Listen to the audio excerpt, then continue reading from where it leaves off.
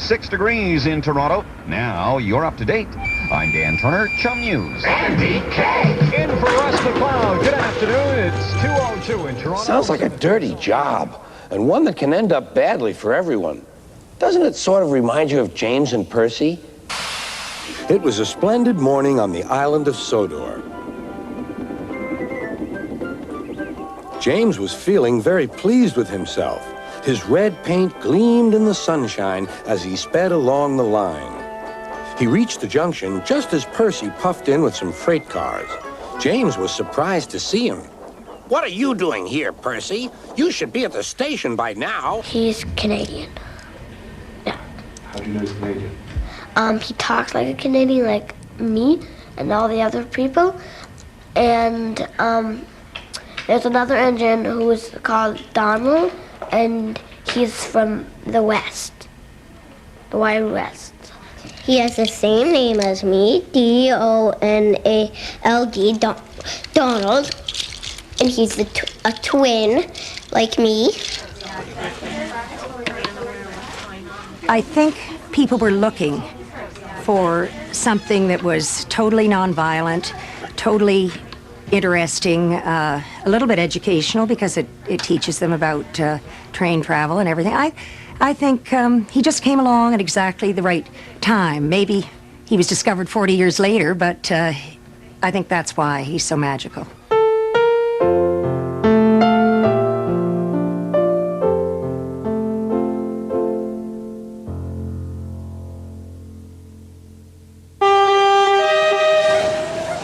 Good morning.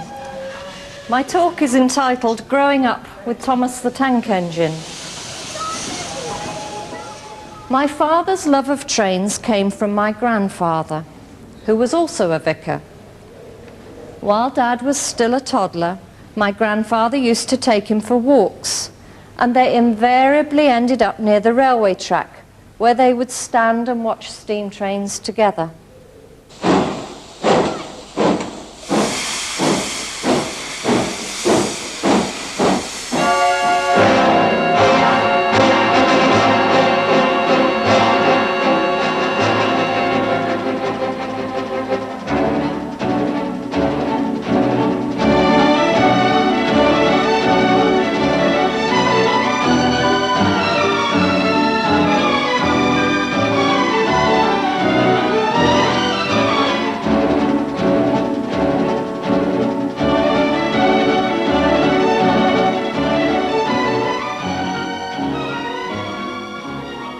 Well, I suppose our childhood memory, and lying in bed at night, one would hear a heavy goods from South Wales or elsewhere come into the station, stop and crow for a banker. The banker would come out of its shed, buffer up behind, and crow supposed to be ready, and then the two engines would start off up the hill. And the boy's imagination, you could hear the two engines talking to each other. I can't do it, I can't do it, I can't do it, I can't do it. And the banker behind, oh yes you can, oh yes you can, oh yes you can. If you can. And you'd hear them working their way up the hill. The goods engine complaining and the banker saying in effect, you're making a fuss about nothing. You can do it, you can do it, you can do it, you can do it. And I suppose that childhood memory was the basis of these subsequent stories. Winter came, and with it dark, heavy clouds full of snow. "I don't like it," said Thomas's driver. "A heavy fall is coming. I hope it doesn't stop us." "Pooh," said Thomas, seeing the snow melt on the rails. "Soft stuff, nothing to it." Wilbert became a clergyman. He became a clergyman eventually, I suspect, because his father had become a clergyman. He had his second curacy. He was down in Wiltshire. He was quite a young clergyman. And he believed, with the outbreak of the Second World War, that he had to follow a pacifist line. He had to be a pacifist. Now, this wasn't a particularly popular thing to believe at the time. And Wilbert stood by this belief absolutely, determinedly, even though his own vicar said that he had to leave and go and find another parish.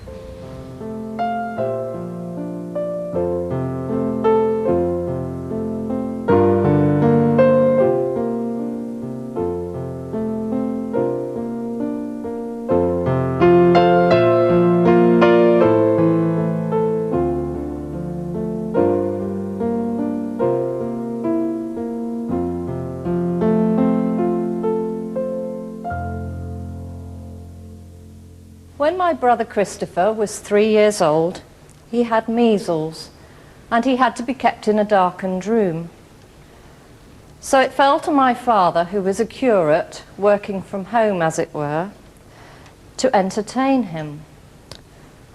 Well, they went through all the nursery rhymes, but they eventually lost their entertainment value from continual repetition, except for 2 rhymes. One of these was, early in the morning, down at the station, see the little engines all in a row. Along comes the driver, pulls a little lever, puff, puff, peep, peep, off we go. Dad drew very simple engine faces. He wasn't a very good artist, and he would do happy face, sad face, cross face. But it was the sad face that appealed to Christopher, probably because he was feeling ill. What's that engine's name, Daddy? Edward, the first name that came into his head. Why is that engine sad, Daddy? Because he's old and he hasn't been out for a long time. Why hasn't he been out for a long time? Because all the other engines are bigger and stronger than him, and the drivers choose them first. And if you read Edward's Day Out in the 3 railway engines, you will see that that is precisely how it all began. Once upon a time, there was a little engine called Edward. He lived in a shed with 5 other engines. They were all bigger than Edward and boasted about it. The driver won't choose you again, they said.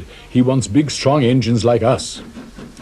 Edward had not been out for a long time. He began to feel sad. Just then the driver and fireman came along to start work. The driver looked at Edward. "Why are you sad?" he asked. "Would you like to come out today?" "Yes, please," said Edward. So the fireman lit the fire and made a nice lot of steam. Then the driver pulled the lever and Edward puffed away. "Peep, peep," he whistled. "Look at me now."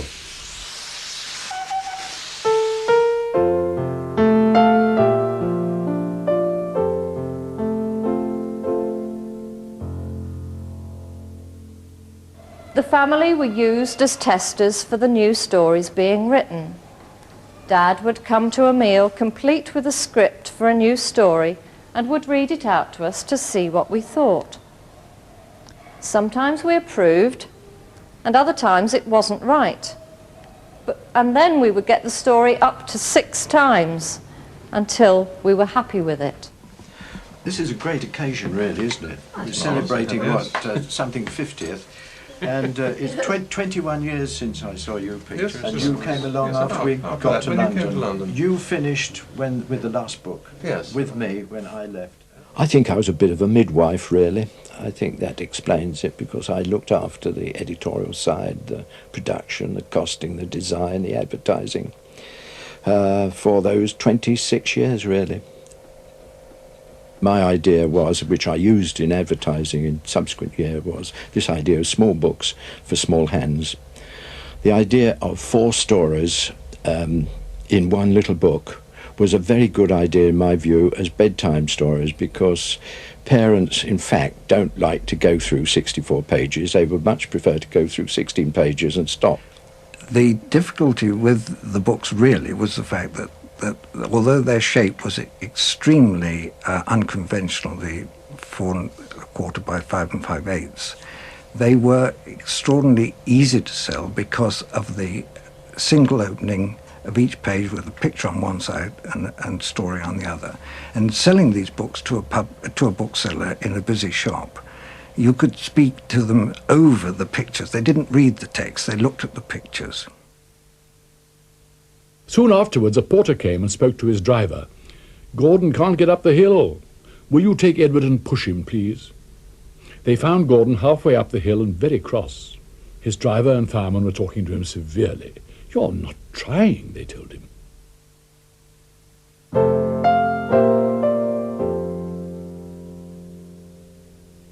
Were you surprised when the books became a great success? Well, I was astonished.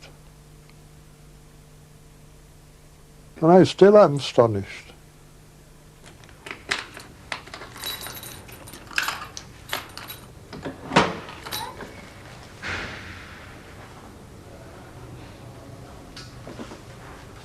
This is all the Thomas treasures. It's the artwork from 38 books, right from the very beginning when Thomas the Tank Engine was written in 1946. My favourites, I think, are the C. Reginald Dorby artwork, the very early Thomas artwork, because I think it's the artwork that children appreciate. I think the colours are very bright, and they somehow are very friendly versions of the famous engines.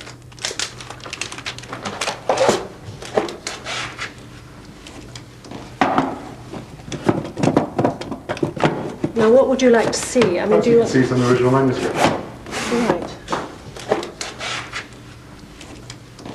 Well, when the manuscripts first came in from the Reverend Audrey, he wrote them by hand on the back of church circulars, and he did these funny little naive pictures, which showed that right from the very start he intended his engines to have faces. Originally, they were only written down because the Reverend Audrey's son used to remember the stories as his father told them to him, and he would correct his father if he varied from the original storyline. So his father wrote them down so that he couldn't be caught out. But perhaps you better put that back and lock the safe up. Yes, right.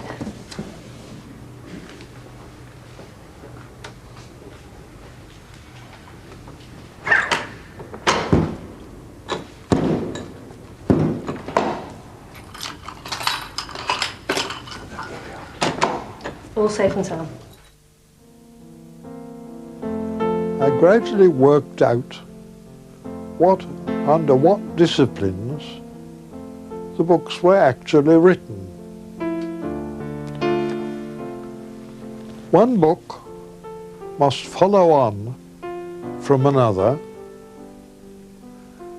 and that the engines and scenery shown in one book should correspond with the scenery in previous books. And that created a problem which had to be solved. And that was only solved when we discovered the island of Sodor and standardized the scenery. Wilbert Awdry had this obsession to understand the island of Sodor, a place where all these engines could run, and they could run authentically, so that there was no sense in which these were fictional engines. They were engines which followed their own true railway logic. Sodor is a great crossword puzzle. It's bringing together all these disparate, unrelated ideas and making them part of a whole new mythology. And there aren't many people who have done that. J.R.R. Tolkien, in creating Middle-earth, created his own land, his own language, his own geography, his own sense of place in which to put his stories. Wilbert Awdry is one of the few other people who has done that. The engine's name was Henry. His driver and fireman argued with him, but he would not move. "The rain will spoil my lovely green paint and red stripes," he said. The guard blew his whistle till he had no more breath and waved his flags till his arms ached, but Henry still stayed in the tunnel and blew steam at him. "I'm not going to spoil my lovely green paint and red stripes for you," he said rudely.